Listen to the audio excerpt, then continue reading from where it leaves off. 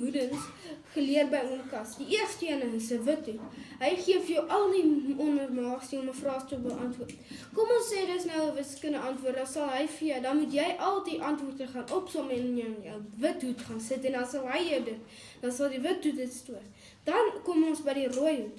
Die rooi hoed is nie altyd die beste hoed nie, want as jy reg voel oor dit, is dit nie altyd reg nie, en dis die gevoel hoe die rooi hoed. Dan kom ons by die groen hoed, die fokus en kreatiwiteit.